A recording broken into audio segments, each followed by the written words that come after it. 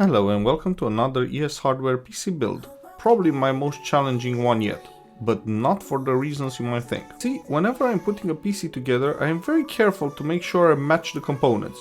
For instance, here I am installing 32GB of RAM and a brand new 1TB NVMe SSD onto a very nice Aorus AM4 board that is housing a 3800X. So far so good. All the components are in the same cost class, I know they will work very well together and won't hold each other up. And I thought that was going to be the case throughout until I realized that the Zen 2 CPU might not be the great match I thought it was for an RTX 3070 Ti. The reason it took me a while to accept that in certain scenarios at 1440p it was CPU bound was because I have built a PC a little while ago with the 3070 non-Ti and the 3800X, and at no point did I feel that the CPU is holding back the GPU. And after extensive testing, I'm still not sure if the situation can be entirely attributed to the jump in performance between a 3070 and a Ti version, because on the whole it's only about 10%. I will point out what I mean in the benchmarking section, but be warned, I'm ridiculously picky on technical details. Now, I did search high and low for reasonably priced 5600X or 5800X or even a 5800X 3D, but unfortunately I came up empty. And that is not to say that because of that this machine isn't amazing for gaming, it's just that splashing another 110 quid on a 5600X for it would slightly ruin the incredible value proposition, and I really do think it is for the best to keep the upgrade avenue open towards a 5800X 3D than to pay over the odds for a 5600X. So with that future upgradability in mind, I did not skimp on the cooling at all, because I went for a massive Corsair AIO that I know for a fact is good enough for a 5950X, and with the motherboard having a decent VRM, you can opt to go for the 16 core or stack cache version in the future without reservations. I did hold back a little though on the RGB vomit. I kept it simple with a 3 ARGB fan kit off Amazon. I was so impressed with it for the price to performance that I ordered a couple of more kits and briefly considered putting more fans in, but that would just not achieve anything. So I kept everything nice and clean by hiding the two AIO fans in front of the case, allowing for a very stealthy look. And finally that beefy GPU goes in. It's hard to believe that at some point this was selling in excess of $1,000 and people were buying it. I know a lot of reviewers dunked on this GPU when it first launched, but considering the mandatory cooler upgrade which it needed due to the really hot GDDR6 memory, I do think it presents a good opportunity used, as the price has trended a lot closer to the vanilla 3070 than to the 3080.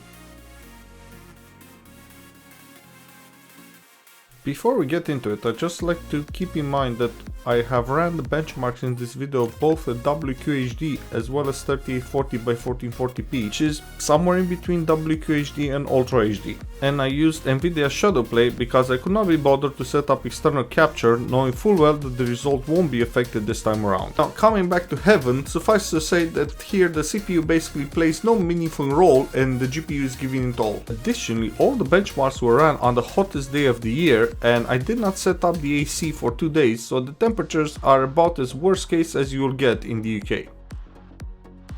Similar to Heaven, 3D Mark is a synthetic benchmark that I use for stability testing. I don't use it too much for its intended benchmarking purpose, but I always run it in stress test mode, as I found it's very useful to suss out any issues, as its pass criteria isn't based on outright crashes, but rather frame rate stability between runs. Rocket League is the first game I ran in my almost but not quite 4K resolution, as evidenced by the black bars top and bottom. I don't know why, but Shadowplay was very inconsistent between titles on how it scaled them.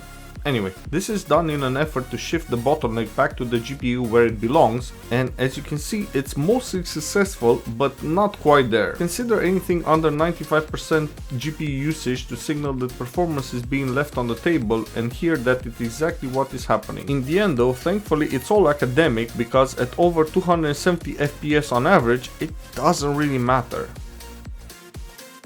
Fortnite, with everything turned on at 3840x1440, returned a very respectable 80 FPS. I really had to run this again when I noticed I forgot to turn on hardware ray tracing and I by mistake used TSR instead of DLSS. This is personal preference, but I think DLSS does a better job of hiding upscaling imperfections in this title. That and the fact that I don't actually play Fortnite, I just use it for testing, I am quite sure that someone who habitually plays this title will tell me to go change the settings. In Horizon Zero Dawn at 1440p, the regular one, not the 3840 one, and ignoring the silly stretched image, the results clearly show a massive bottleneck where the GPU is consistently being underutilized compared to the CPU. And that's not even taking into account that the CPU isn't monolithic, so the reporting isn't as one-to-one as with the GPU. Without going into specific detail, even though the CPU might show up as only 70% utilized, it might still bottleneck the system because the specific game might only be able to use just over half the available threads, or the word thread is bound to a maxed out CPU core that simply can't deliver anymore. And now for the good news. This is by far the worst case scenario that I have observed, and it still returned over 100 FPS without any upscaling enabled, which means it's bonkers good. In Forza Horizon 5, I dialed in some truly awful settings just for the fun of it, including DLAA. For those unfamiliar, this is essentially DLSS without the whole running the game at a low resolution, so really it won't give you any benefits in terms of frame rate. In fact, it most likely will hurt performance, but it does look amazing. Everything else is still extreme and we got back 69 FPS. Nice. Not idiotic settings will get you over 144 FPS easy though. Next up is Diablo IV. Why? Don't know, it's probably because I was playing it regardless. Does it actually tell us anything? No, not really, considering I run it with DLAA, so I don't know, turn on DLSS and it will saturate any regular monitor's refresh rate. Far Cry 6 is notoriously CPU limited due to its engine, but with everything on and FSR set to ultra quality, mostly because I forgot to turn it off, it still returns 65 FPS on average. I actually rerun that one just to convince myself that FSR has no appreciable effect, and it turns out I was wrong. It actually dropped to 60 FPS without FSR, all the while still being very much CPU limited. Intrigued, I turned off DXR, ray tracing essentially, and got a better result. Turned on FSR again without DXR and got 63 FPS, so yeah, I have no idea. It runs very well though, and no, I really can't explain why DXR in this title with this configuration has a beneficial effect to the performance. That's really never happened. I ran Assassin's Creed Valhalla at WQHD again, returning 83 FPS at ultra high settings. For the sake of brevity, I will call that perfect for this game, because it's between 80 to 90 FPS where this engine is happiest. Yes, it can technically go higher, especially now that it's been updated, but most likely due to this engine's age, when you go about 120 or 130 FPS, the frame rate gets really unstable. Cyberpunk, with everything set to ultra and running at 1440p, and yes, I do mean ultra ray tracing, it returned 55 FPS on average. DLSS is set to auto, yes, but even after setting to quality, I got the same result, meaning that it defaults for the entire run to quality as well. I am very excited knowing that soon we'll get the first expansion for this game. Really looking forward to getting stuck in it again.